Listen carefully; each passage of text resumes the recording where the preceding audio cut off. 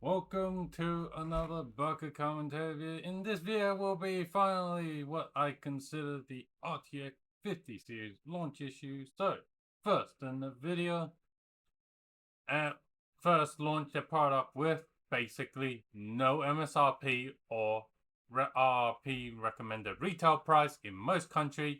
They barely had any of those MSRP RRP cards in the supply chain, and most of the inventory, to no surprise, were those high margin products, and it became the joke of the community of the reviewers got all the MSRP recommended retail price cards, and the actual customers barely got like maybe a handful of them, and then yeah, and didn't really get given any stock.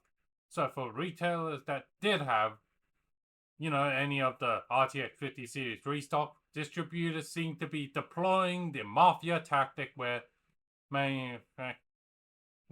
the distributors are forcing retailers to take dead stock in order to get inventory for the graphics card. The next issue that was with the RTX 50 series is the 12-volt ATX 3.16 by 2 melting again. This was again NVidia being NVidia trying to cut cost again with their cutbacks on the safety that they use in the connectors, and as a result, they were not able to distribute the power evenly across all cable, and certain cables were either they were not being plugged in properly or they were not being detected. Hey, that cable is being overloaded, and we should probably shut off the power supply, shut off the connector, and just go, yeah, hey user, your connector is faulty, or two, you haven't connected your power cable properly, and as a result of these overvolting and no safety, there became a lot of overheating and melted connectors. The next issue that happened with the RTX 50 series is the famous missing ROP issue. To make a normie, ROP is basically GPU cores. Basically, if you lose GPU cores, surprise, surprise, you lose performance. But shocker, shocker, these RTX 50 series with these missing ROPs, the performance is not affected for the AI, which again kind of really gave the PC community be like, hey, gamers, consumers, we really don't give a shit about you. All we really care about is the AI bros that are buying our top AI GPUs, and we really, didn't bother to consider you guys at all for our design, and any of the reason we even had given you guys is so that we can kind of say, okay, we still are catering towards gamers to have that. And anyway, begrudgingly doing this. They're not, oh, hey, we love our gamers, we're going to give them the best quality, or we're going to give them the best bang for buck.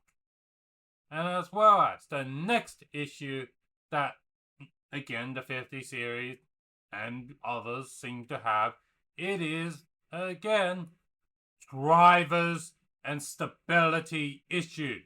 It seems to the day of making the script of the year and the of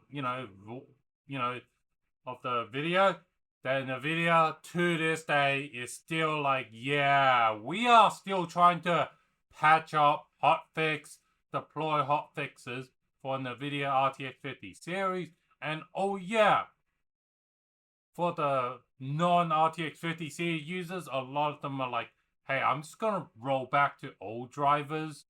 And yeah, because the 50 series instability and, it's not just affecting the 50 series, it's affecting 30, 40, 20, and God knows, probably 10 series.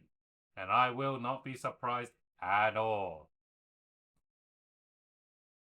This also, on top of, burnt all the goodwill that NVIDIA has built within the history, where NVIDIA has been historically known, multiple generation of stable hardware, stable reference clock and AIB cards, and as well as stable drivers.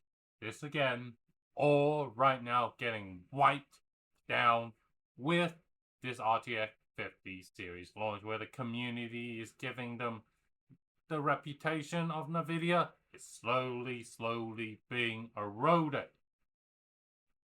And which leads into the next problem with the RTX 50 series. 30-bit PhysX is officially no longer supported by any RTX 50 series card, and when NVIDIA was told about, hey, why are you this 32-bit PhysX not being supported? NVIDIA's like, yeah, this is going to become the new norm, where we're going to start, cutting legacy feature out. And in fact, NVIDIA just outright said it and be like, I am going to cut. NVIDIA's going to stop supporting 32-bit CUDA. And for shocker, this basically means a lot of legacy PC titles that are no longer being updated, and they are using, 32-bit CUDAs. Guess what? With RTX 50 series onward, I don't think will happen. Will not be a great experience for you to play these old legacy titles. And NVIDIA, you're gonna have to find a way for in drivers for 64-bit mode to emulate 32-bit mode. Which again leads into another shocker RTX 50 series issue. AIB cards and reference card VRMs are being blown up. Should we be surprised about this? Not really, considering the fact that, again, the video reference designs, they're extremely compact, and guess what happens with compact design? No matter how high quality it is, it will all eventually, when you put a lot of heat in a very small form factor, it will bring basically overheat and basically turn into a hot box. Shocker. And as well as for the AIB card that had their own design of 50 series, shocker. I am not surprised the VRMs failed or MOSFET failed, because again, on paper, that VRM and MOSFET should survive, but because of how NVIDIA's like, hey, yeah, we're rushing this, because they really want to rush this to get ahead of, well, hopefully be able to counter their competitor. They were like, yeah, and then AIB just ended up accidentally selling cards that were improperly tested and faulty out of box from the factory, and as a result, they just have these RTX 50 series VRM blow up and the fucking capacitor dying. I am not surprised. This is as a result of NVIDIA being careless and just rushing and give no damn. And also, to kind of continue on from my first of all the, MSRP and 50 series had no MSRP RRP. Guess what? Most of the inventory, as I said, here's what I allegedly, most of the OC card, they were scalped by the distributors and the retailers.